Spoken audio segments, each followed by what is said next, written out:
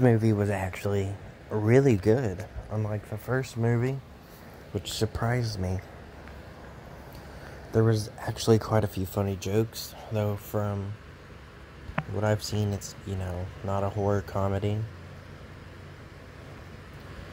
But obviously, it's funnier than most horror comedies, just by there only being like 4 scenes that I thought were pretty funny.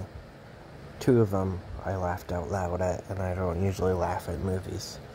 But there's one where she gets locked in a thing. I don't know what it's called. And she crawls to get to her wheelchair. And the wheelchair kind of shakes, it's a wheelchair, so it's not like it has a head. But it kind of, like says no to her by like shaking its wheels. Then there was a scene where they throw away the doll into the well, and it starts getting pounded on after they close the thing on top of it. And they said, "What is that?" And then the little kid actually be smart, unlike the other girl. I don't remember her name in the movie. She was the only other adult in the movie besides Miss Mullins, who we saw in like 2 scenes, and then the second scene she dies in not long after. Well, 3 if you count the beginning of the movie. Anyway, she just says, "Who cares, run," and her delivery was pretty good for, being a little kid. And there's a scene where she supposedly, fixed the house, had it blessed. The doll was just a doll now. And he said, "Well, who wants it?" And then the scene cuts to them putting it in the back of a cop car and all closing it together.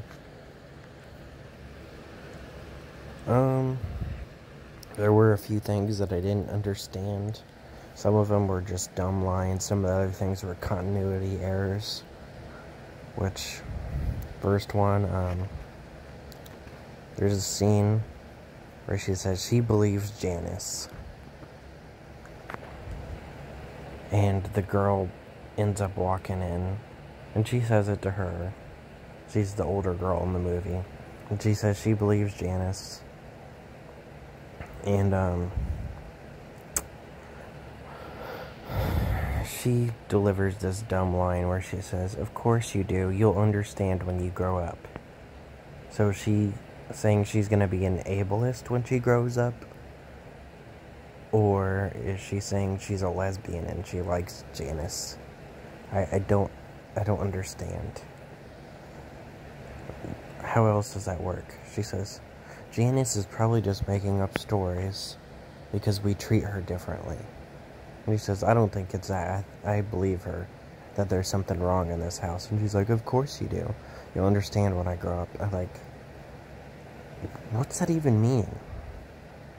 Then Janice tries to tell the adult several times that there's shit going on, and every time she's just like, oh well, shit happens. Just believe in God. Problem solved.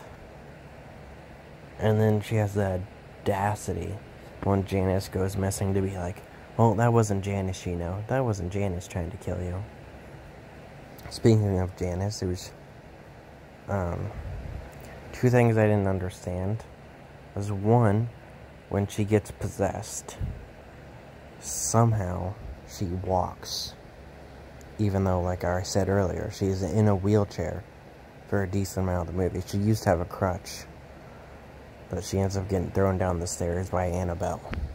So, for quite a bit of the movie, she's in a wheelchair. But she's able to walk. I get she's being possessed, but that doesn't magically make her bones reappear and make her, be able to walk. Her bones are bad. She doesn't have the strength to walk. Just because she's being possessed doesn't magically make her able to walk. Another thing I didn't understand was, since this movie didn't try and retcon it, like Brahms the Bull retconned the second movie. I mean, the second movie retconned the first movie of Brahms. This one tries to connect it to the first one. But in the first one, they say, the soul can only be possessed and taken if they give it to the Annabelle or whatever. But in this movie, we never see Janice give her soul away. Not one scene. And if she did give, her soul away, why would they do it, off screen? It's an important thing. Why would they do it off screen? And then there's a half-assed lazy thing that kind of ruins the movie.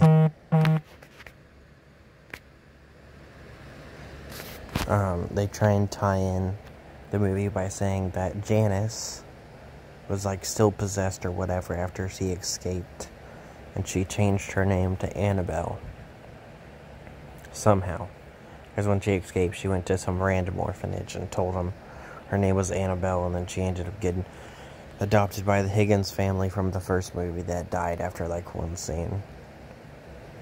And that was her. That was her. Isn't that so cool? No. But other than that, unlike the first movie, it's actually pretty scary. Decently scary. And, I'm pretty sure the first movie was rated R. But it wasn't that violent. This movie gets pretty violent.